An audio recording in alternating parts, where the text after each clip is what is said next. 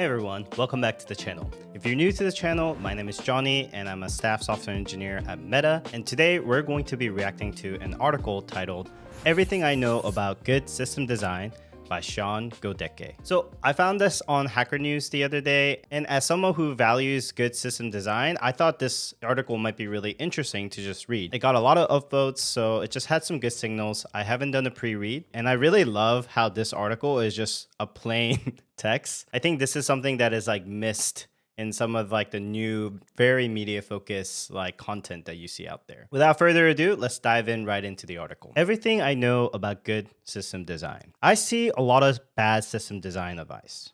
One classic is the LinkedIn optimized bet you never heard of queues style of post, presumably aimed at people who are new to the industry. Another is the Twitter optimized. You're a terrible engineer if you ever store booleans in a database. Clever trick. Even good system design advice can be kind of bad. I love designing data-intensive applications, but I don't think it's practically useful for most system design problems engineers will run into. So this book is probably one of the most popular like systems architecture books, like system designs books that you should read. A lot of data engineers need to also read it. I read some of it. I didn't read all of it. I thought it was a pretty interesting book. But I do kind of agree that most of the things that you'll be working on won't be as like complicated as some of the examples that is given in the designing a data intensive applications. What is system design? In my view, if software design is how you assemble lines of code, system design is how you assemble services.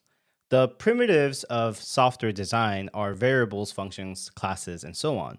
The primitive of system design are apps, servers, databases, caches, queues, event buses, proxies, and so on. I think this is pretty true. There's just so much that goes into good system design, and depending on like what area of a specialty you are, like system design can be very different. Like the focuses can be very different. Mobile system design tests focus a lot on like client-side architecture, how to like deal with battery life, how do you deal with performance optimizations, how do you deal with like online and offline and other like phone configurations or phone like situations. And like server side will deal with like scalability, data sharding, and all these kind of like ways to scale your architecture and be available all the time, right? So like I think system design is one of those things that like can just go endless, and there's a lot of different train of thoughts. And if you're preparing for like a system design interview, in my opinion, the best way to like prepare for it is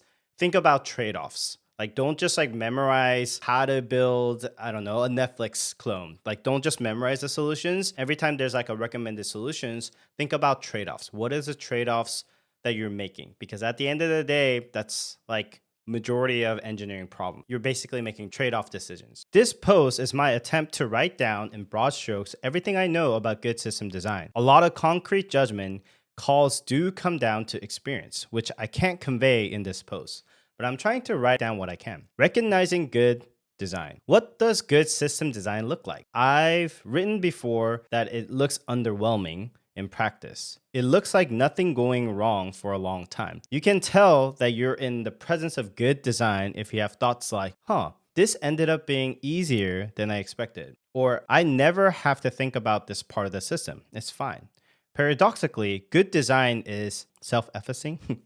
Bad design is often more impressive than good. I'm always suspicious of impressive looking systems. If a system has distributed consensus mechanisms, many different forms of event-driven communications, CQRS, and other clever tricks, I wonder if there's some fundamental bad decision that's being compensated for it, or if the system is just straightforwardly over-designed. So I will say one of my biggest pet peeves is when I read a system design like proposal is looking at how complex it is. When I was studying for the AWS like solution architect certificate, I think that's when I felt it the most, because a lot of these like solutions that are like touted as like the perfect gold standard, they're really complicated. Like scaling a system comes to mind, especially like, like you need to have like these container services that know how to like fail over properly and then scale and then data shard this way and that way. But to me, the best thing you should do when you're first starting out, or when even for like startups, is just to have vertical scaling.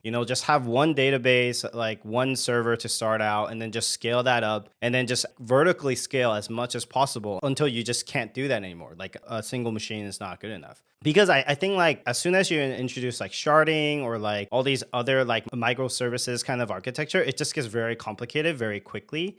And I just don't think startups should really even be thinking about that initially. A lot of times I do see a lot of like system designs is overcomplicated just to be like technically adapt. Like the latest and greatest is not always the best. I always like anchor on tried and true, even if it's like not sexy or like current. I think I somewhat agree with him on this point. I do tout the belief of like the KISS system design, or like rule of thumb, which is like keep it simple, stupid, I think. But yeah, I'm often alone on this. Engineers look at complex systems with many interesting parts and think, wow, a lot of system design is happening here. In fact, a complex system usually reflects an absence of good design. I say usually because sometimes you do need complex systems. I do agree with this. Sometimes there are just some projects that require very complicated systems. I've worked on many systems that earn their complexity. However, a complex system that works always evolves from a simple system that works. Beginning from scratch with a complex system is a really bad idea. I totally agree with this. You should always start simple, and then it's like one of the cardinal rules of like software engineering is to like optimize early and like basically solve problems that may not even occur. I think there's a lot of like different trains of thoughts here. Like some people want to like abstract everything from the get-go. Like me personally, I'm kind of on more of like this opinion that you should just try to solve the problem that you're fixing right now. And then if you need to abstract something away because you need to make something generic, that's when you can make that refactor. And then you need to really think about what the cost of that is rather than like forking or doing something that's not as elegant. State and statelessness.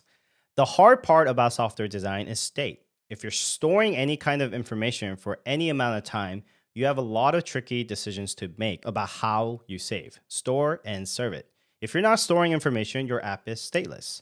As a non-trivial example, GitHub as an internal API that takes a PDF file and returns an HTML rendering of it, that's a stateless service. Anything that writes to a database is stateful. Sure, this makes sense. I will say that like as a client engineer, state is one of the most complicated and like talked about, I think, topics. There's a lot of ways to manage states, like MVC, MVVM, like the whole flux patterns. There's all these different ways to manage states. And I think like entire frameworks are essentially built around managing the state, the whole like bidirectional, unidirectional like data flows. I think it's like a really complex topic. It's like kind of a misnomer that front end or client engineering is not complicated, but because of the modern applications being so stateful and there's like so many different things that can happen, I actually do think they're equally complex. You should try and minimize the amount of stateful components in any system. In a sense, this is trivially true because you should try to minimize the amount of all components in a system. But stateful components are particularly dangerous. The reason you should do this is that stateful components can get into a bad state. Stateless PDF rendering services will safely run forever. As long as you're doing broadly sensible things, for example, running it in a restartable container, so that if anything goes wrong, it can automatically be killed and restored to working order. A stateful service can't be automatically repaired like this. If your database gets a bad entry in it, for instance, and an entry with a format that triggers a crash in your application, this is really bad, by the way. You should always have like safeguards and validations before you add things into the DBs, but just a side note, you have to manually go and fix it up. If your database runs out of room, you have to figure out some way to prune unneeded data or expand it. So I want to pause here and say like data engineering in itself, I think it's a really complicated like field. And I think it's getting more and more interest and kind of like limelight because of the whole AI movement. I think one of the most underrated like thing out of all of these, like the puzzle pieces that make really good AI like models is the data. I mean, it's not underrated, but like everyone doesn't realize how much data engineering goes into building like really good data sets for the AI to train on. So this is something that I'm kind of looking into. I'm like looking into like Apache Airflows and like figuring out ways to run essentially like data pipelines or ETLs, because I just find that I kind of need that to do some of my complicated pipelines with the like LLMs that I want to run locally. But yeah, this is like one area that like I don't have that much expertise in, but I'm trying to like actively learn. You know, the whole like Hadoop, Hive, Pig, you know, like big data thing that was like popular a few years ago. But anyways, what this means in practice is having one service that knows about the state, that is, it talks to database, and other services that do stateless things. Avoid having 5 different services all write to the same table. Instead, have 4 of them send API requests or emit events to the first service, and keep the writing logic in that one service. If you can, it's worth doing this for the read logic as well, although I'm less absolutist about this. It's sometimes better for services to do quick reads of the user session table than to make 2x slower HTTP requests to an internal service session. Databases. Since managing state is the most important part of the system design, the most important component is usually where the state lives. The database, I've spent most of my time working with SQL databases, MySQL and PostgreSQL. So that's what I'm going to talk about here. So I guess like he's hasn't really done the NoSQL stuff, which is interesting because it actually makes like state pretty difficult to manage on NoSQL. That's one of the common trade-offs, right? Like you could have duplicate entries of like a similar data, you know, that's like one of the common use cases. Schema and indexes.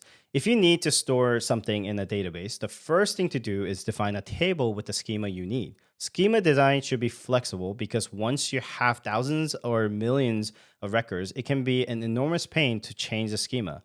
However, if you make it too flexible, for example, by sticking everything in the value JSON column or using keys and values tables to track arbitrary data, you load a ton of complexity into the application code, and likely by some very awkward performance constraints.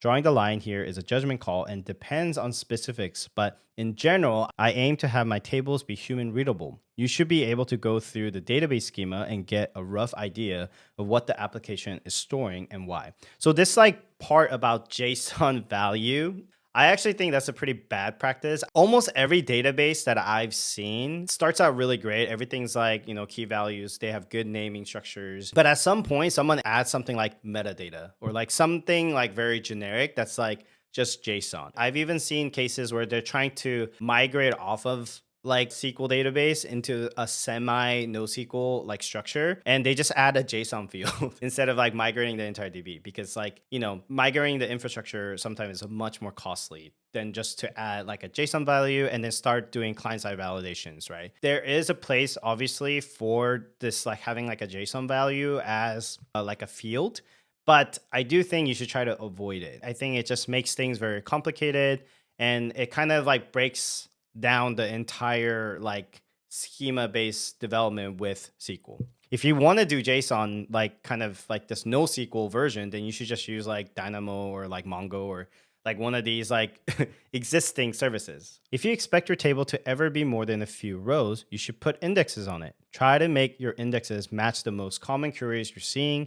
For example, if you query by email and type, create an index with those 2 fields. Indexes work like nested dictionaries, so make sure you put highest cardinality fields first. Otherwise, each index lookup will have to scan all users of type to find the one of the right email. Don't index on every single thing you can think of, since each index adds writes overhead. So I do think this is like really good. You have to be careful on what you index, but if you've been given a task to like optimize like some path of like a read or write, especially for reading, just adding an index in the right like field is like the right approach. So definitely try that out. Bottlenecks. Accessing the database is often the bottleneck in high traffic applications.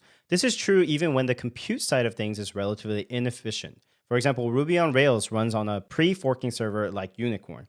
I don't know what this is actually. I should look it up. That's because complex applications need to make a lot of database calls. Hundreds and hundreds of for every single request, often sequentially, because you don't know if you need to check whether a user is part of an organization until after you confirm they're not abusive, and so on. How can you avoid getting bottlenecked? When querying the database, query the database. It's almost always more efficient to get the database to do the work than to do it yourself. For instance, if you need data from multiple tables, join them instead of making separate queries and stitching them together in memory. Particularly if you're using an ORM, beware accidentally making queries in an inner loop. That's an easy way to turn a select ID name from table to a select ID from table and 100 select name from table where ID equals question mark. I do agree with this. I think Active Record and these ORMs, like I'm not a Rails expert, but I've heard and I have also experienced personally when I was like tinkering with it that these like ORMs sometimes just like hide a lot of these complex joins. Actually, like kind of the more I use these ORMs, I feel less comfortable using SQL. So like you kind of lose this like skill to like go under the ORM's abstraction and be able to debug queries manually. But yeah, that's something to really think about if you only ever like touch ORMs to do like SQL queries, to really just like think about like, hey, just try to use like raw SQL for a little bit. And I think like with ChatGPT and like Gemini, these AI tools are really good at explaining queries and also generating queries and kind of going line by line what they're doing. So it's like a really fantastic time, in my opinion, to learn these things a little bit deeply. So ever so often, you do want to break queries apart. It doesn't happen often, but I've run into queries that were ugly enough that it was easier on the database to split them up than to try to run them as a single query. I'm sure it's always possible to construct indexes and hints such that the database can do it better. But the occasional tactical query split is a tool worth having in your toolbox. Send as many read queries as you can to database replicates. A typical database setup will have one write node and a bunch of read replicas. The more you can avoid reading from the write node, the better. The write node is already busy enough doing all the writes. The exception is when you really can't tolerate any replication lag, since read replicas are always running at least a handful of milliseconds behind the write nodes. But in most cases, replication lag can be worked around with a simple trick. For example, when you update a record but need to use it right after, you can fill in the updated details in memory instead of immediately rereading after a write. Beware spikes of queries, particularly write queries and particularly transactions. Once a database gets overloaded, it gets slow, which makes it more overloaded. Transactions and writes are good at overloading databases because they require a lot of databases work for each query. If you're designing a service that might generate massive query spikes, for example, some kind of bulk import API, consider throttling your queries. So these kind of considerations, you may think that is like edge casey and doesn't happen often. But if you work on any systems that is more than like a year old and that has like more than like, I don't know, 10,000 users or something, these problems come up all the time. Like, you know, scheduling async jobs. And if you, especially if you have like global audience, then there's so many additional things that you need to think about. For example, a lot of times you'll do like kind of complicated, like bulk batch jobs at nighttime, you know, because a lot of people are sleeping. That's an assumption, right?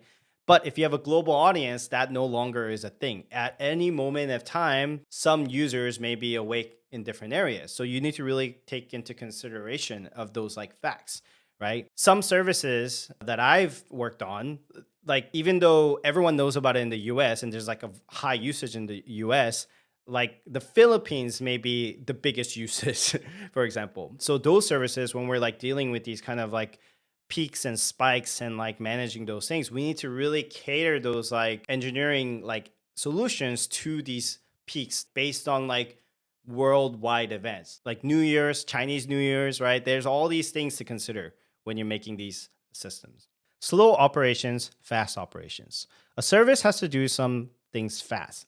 If a user is interacting with something, say an API or a web page, they should see responses within a few hundred milliseconds. Under 200, ideally, because that's 200 is the human perceivable perception. So you will always want to try to get your things to load and actions to happen under 200 milliseconds. It doesn't always happen. That's why we have loaders and spinners, but just saying. But as the service has to do other things that are slow, some operations just take a long time. Converting a very large PDF to an HTML, for instance, The general pattern for this is splitting out the minimum amount of work needed to do something useful for the user and doing the rest of the work in the background. In the PDF to HTML example, you might render the first page to HTML immediately and queue up the rest of the background job. So I will say there's so many of these problems that you always face in top tier tech companies, because most top tier tech companies, they have already solved building like the core flows. Like majority of the app works, but now you're competing on these like millisecond levels.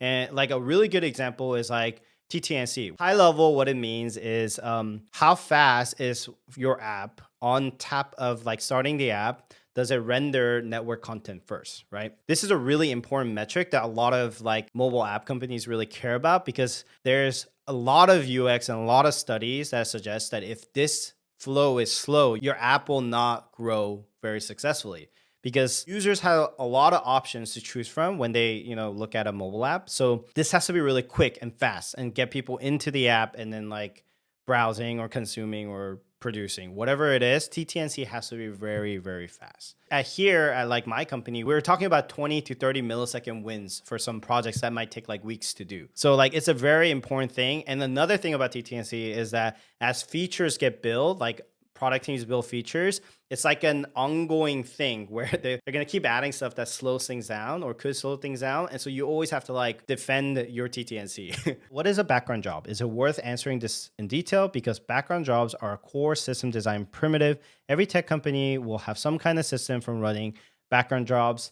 There will be two main components: a collection of queues, for example, in Redis, and a job runner service that will pick up items from the queue and execute them.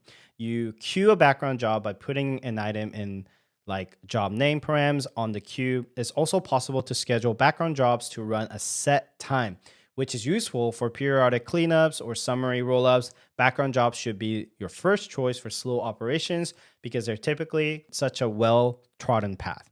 Sometimes you want to roll your own queue system. For instance, if you want to in-queue a job to run in a month, you probably shouldn't put an item in the Redis queue. Redis persistence is typically not guaranteed over that period of time. And even if it is, you likely want to be able to query for those far future in-queue jobs in a way that would be tricky with the Redis job queue.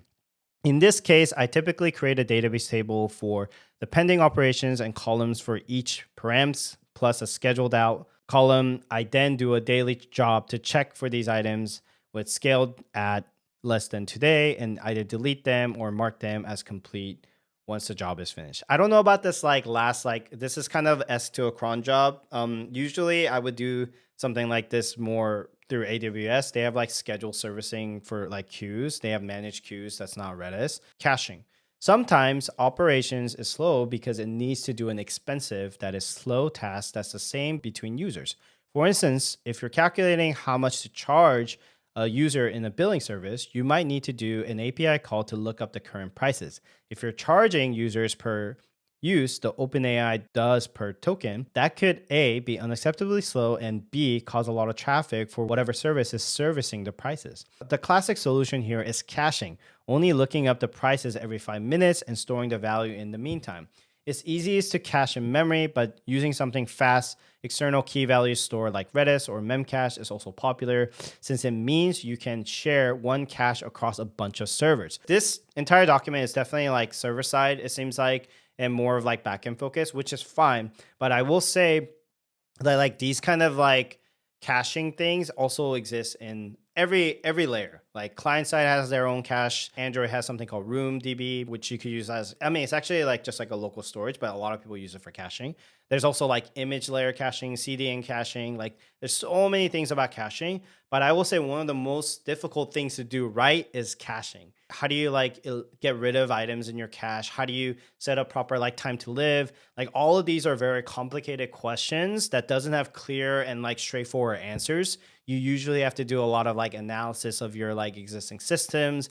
And like sometimes it just feels arbitrary. Oh, just do it for 1 hour or 2 hours. Anyways, caching is very hard fundamentally. The typical pattern is that junior engineers learn about caching and want to cache everything, while senior engineers want to cache as little as possible. Why is that? It comes down to the first point I made about the danger of statefulness. A cache is a source of state. It can get weird data in it. Yeah, this is kind of what I was alluding to. Or get out of sync with the actual truth, or cause mysterious bugs by serving stale data, and so on. You should never cache something without first making a serious effort to speed it up. For instance, it's silly to cache an expensive SQL query that isn't covered by a database index. You should just add a database index. I agree with this. I use caching a lot. One useful caching trick to have in the toolbox is using a scheduled job and a document storage like S3, Azure Blob Storage as a large scale persistent cache. I didn't realize Azure Blob Storage is a name. I don't really use Microsoft's whole suite. I use Amazon when I can. But yeah, S3 is just like a better name than Azure Blob Storage. Even the Azure Blob Storage is probably a more like sound name. Actually tells you what data type it is, like blob storage. I think S3 is like simple secure storage or something like that. 3S is something. Instead, stick a timestamp blob of the results in your document storage and serve the file directly from there.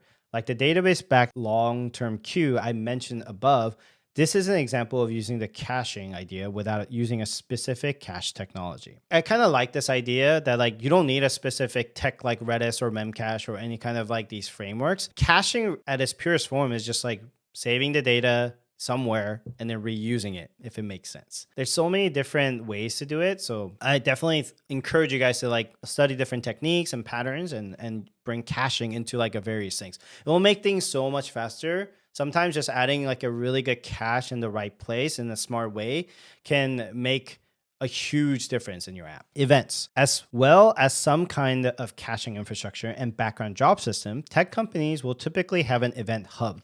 The most common implementation of this is Kafka. Kafka is a streaming event service. An event hub is just a queue, like the one for background jobs. But instead of putting run this job with these params on the queue, you put this thing happened on the queue. One classic example is firing off a new account created event for each new account, and then having multiple services consume that event and take some action.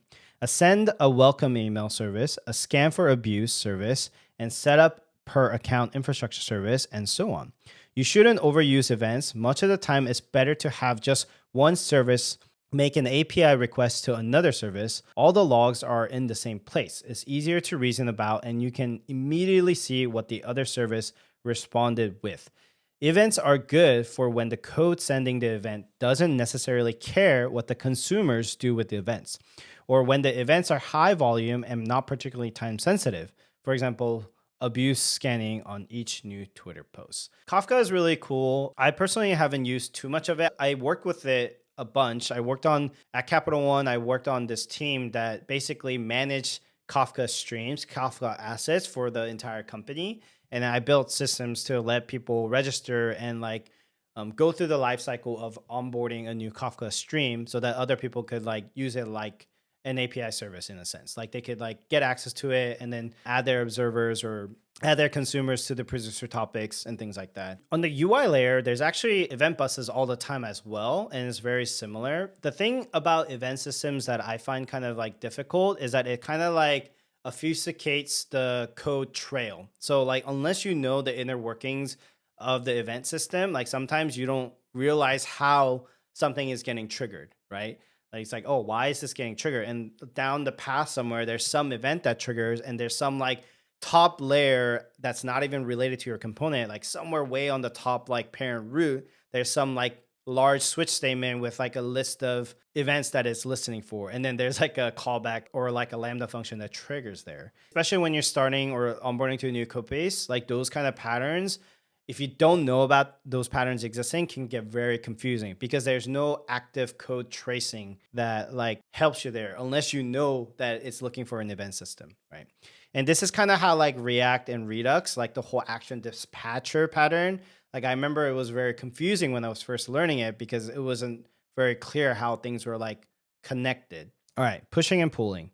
When you need data to flow from one place to a lot of other places, there are two options. The simplest is to pull. This is how most websites work. You have a server that owns some data, and when a user wants it, they make a request via their browser to the server to pull that data down to them. The problem here is that users might do a lot of pulling down the same data. For example, refreshing their email inbox to see if they have any new emails, which will pull down and reload the entire web applications instead of just the data about the emails. The alternative is push. Instead of allowing users to ask for the data, you allow them to register a client. And when the data changes, the server pushes the data down to each client. This is how Gmail works. You don't have to refresh the page to get new emails because they'll just appear when they arrive. If we're talking about background services instead of users with web browsers, it's easy to see why pushing can be a good idea. Even in a very large system, you might only have 100 or so services that need the same data. For data that doesn't change much, it's easier to make 100 HTTP requests or RPC or whatever protocol that you're using. Whenever the data changes, then to serve up the same data 1,000 times a second. Well, I mean, like this is where like caching can come in handy, right? Suppose you need to serve up-to-date data to 1 million clients like Gmail does. Should those clients be pushing or pulling? It depends. Either way, you won't be able to run it all from a single server. So you'll need to farm it out to other components of the systems. If you're pushing, that will likely mean sticking each push on an event queue and having a horde of event processors, each pulling from the queue and sending out your pushes if you're pulling. That will mean standing up a bunch, say 100 or fast read replica cache servers that will sit in front of your main applications and handle all the read traffics. Pushing and pulling, I think it's akin to like WebSockets. I don't really know if I agree with this author's like take on this. I think like WebSockets, to me, it's more about timeliness because you want to see the new emails, right? And same with like, I don't know, like Discord is like a good example where there's like a messaging thing. You kind of want new messages and real-time data to come in. I feel like that's more of a reason why you build a pooling system or a polling system. Hot paths. When you're designing a system, there are lots of different ways users can interact with it or data can flow through it. It can get a bit overwhelming. The trick is to mainly focus on the hot paths, the part of the system that is most critically important and the part of the system that is going to handle the most data. For instance, in a metered billing system, those pieces might be part that decides whether or not a customer gets charged and the part that needs to hook into all user actions on the platform to identify how much to charge. Hot paths are important because they have fewer possible solutions than other design areas. There are thousands of ways you can build a building settings page, and they're all mainly going to work.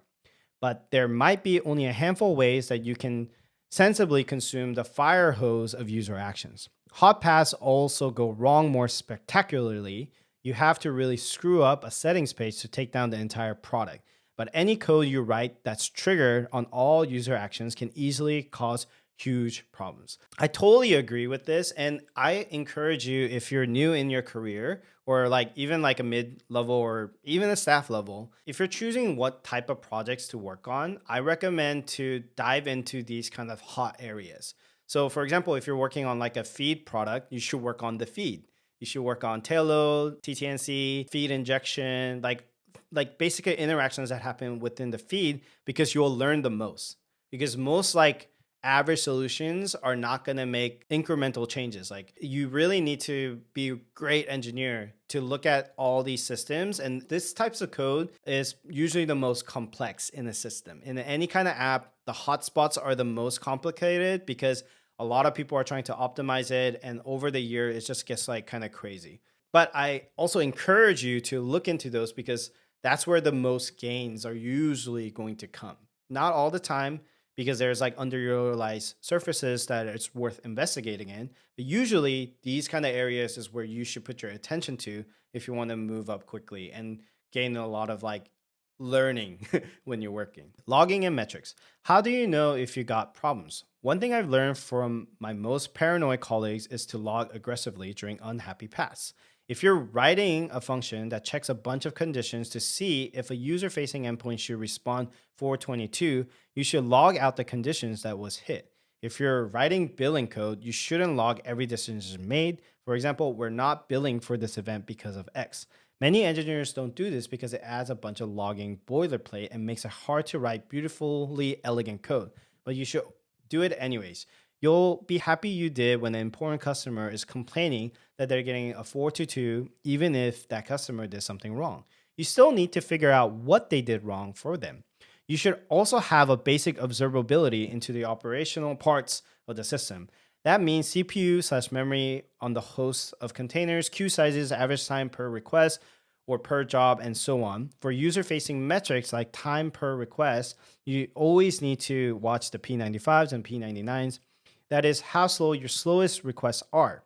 Even one or two very slow requests are scary because they are disproportionately from your largest and most important users. If you're just looking at averages, it's easy to miss the fact that some users are finding your service unusable. So I have a few takes here. I do agree that adding adequate logging is very important, but I also think like adding a bunch of useless logs is not very great. There is a cost to logs. There's capacity constraints. There's more data that you need to filter out and look through. So like to me, logging is like testing in a sense where you want to test like the most important things. And I also do agree you do need to test edge cases, right? But like you shouldn't be logging logs for everything. I think there's like a very fine like sweet spot that you should try to aim for. And then as problems occur, you should really like solve these problems. And like the whole P95 and P99, I think that's really important too. But it's like important to know what kind of those users are. Is it really that is the high dollar value customers are hitting the P99 more often? Or is it just like people in like a low network country? And is it really critical for your product or your company to be addressing that? For some products, some companies, it's absolutely a must, right? But at the same time, these are all trade-offs that you need to think about. Kill switches, retries, and failing gracefully.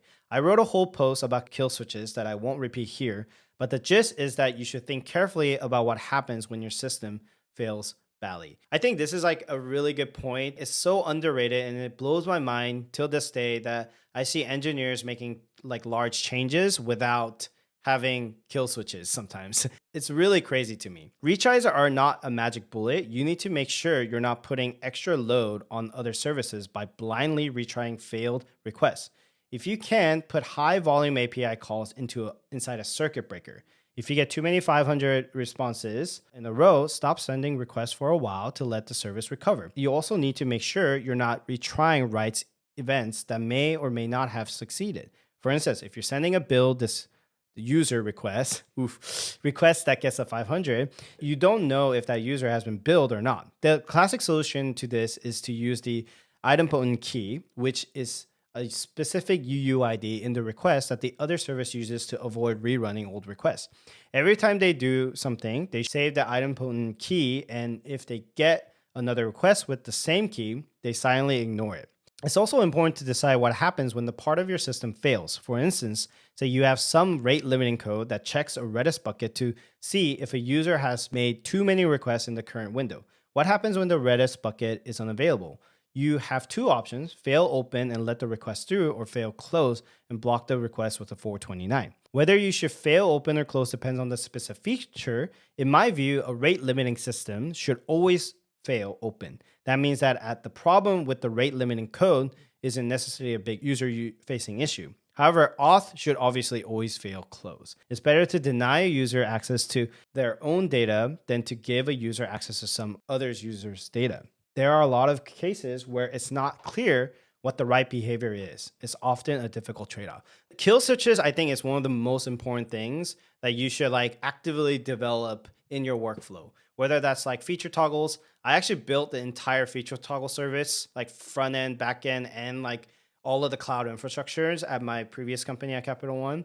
And that project alone got me promoted like twice. Feature gating is really good practice just in overall. And this author also talks about kind of like failing like cases. At Network, they actually do something called chaos engineering at Netflix, I think. And other companies too. Like my company does it too, I believe.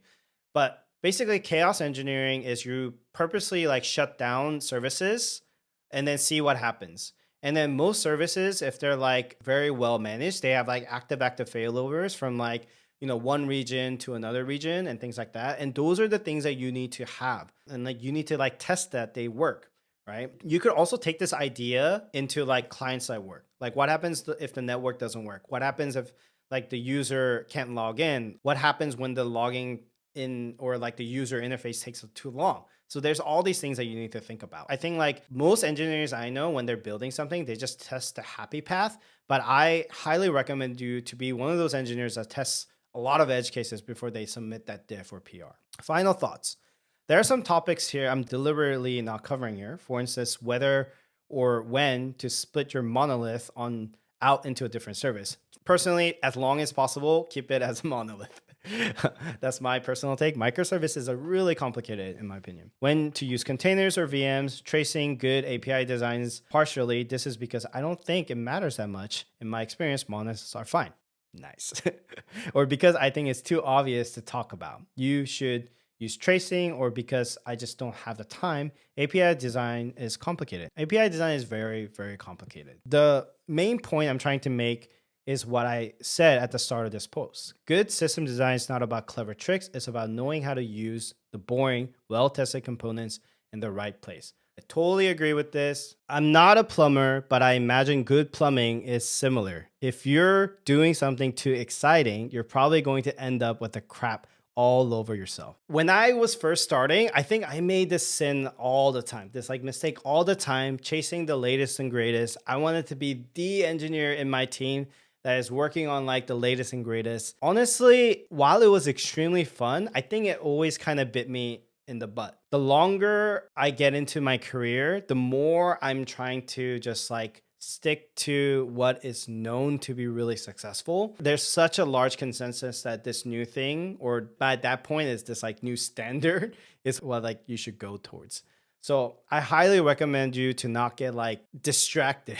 I think web is really difficult to not get distracted because web, there's something new all the time. That's why I kind of like mobile. I feel like Android development is pretty stable. You know, it's been Kotlin. I think like the newest thing is like Jetpack Compose, and like maybe some new like paging libraries, or like Jetpack's navigation library is like in experimental or something. Like I think like it's way less churn, in my opinion. I'm sure there's a lot of like new libraries that comes out, open source stuff, but I don't really even touch any of that because I just use a lot of those stuff we have like internally. But anyways, stick to the guns, stick to like tried and trues, especially at large tech companies where these components already exist off the shelf. That is, your company already has some kind of event bus caching service, like Meta has all of this internally built. Good system design is going to look like nothing. There are very, very few areas where you want to do the kind of system design you could talk about at a conference. They do exist. I have seen hand-rolled data structures make features possible that wouldn't have been possible otherwise. I've only seen that happen once or twice in 10 years. I see boring system designs every single day. A few last times, I guess like MCP is like a really good pattern, new system design, I guess, for like AI, but it required like this like foundational shift in AI for these kind of new patterns to come out. Besides that, I think like the last like major change in like system design and the way people develop that I remember is like GraphQL. When Meta released GraphQL, like that was like 10 something years ago. And this is like kind of a really shift in the way like the whole React GraphQL, this like single data flow, like flux pattern, like this momentum has been carried into all client engineering. Like Swift has Swift UI now, Jetpack Compose, like all of that. To me, they got a lot of inspiration from React, and that's why like every time I touch these, I'm like, oh, this is just React, and like but slightly better. This was a really good article. There's nothing to clap here because it's not a Medium article, but you know, I know this was probably like really long. I actually really enjoyed it. Like, I think I've been doing a lot of articles that were like kind of like on the 10 minutes max because I add commentary and because I add my own thoughts. It ends up being around 20 minutes. I can imagine this being really long. Fundamentally, I do really enjoy these kind of articles. I don't know how many times I'm going to do these. I'm actually planning to start live streaming. So I'll probably do these kind of reads in those live streams as well. So I hope you guys enjoyed this reaction. Go ahead and follow Sean Goedecke, his various ways. I'll try to link what I find so I could give him some credit. But yeah, I hope you guys enjoyed this article and my reaction. And until I see you guys on the next one, bye.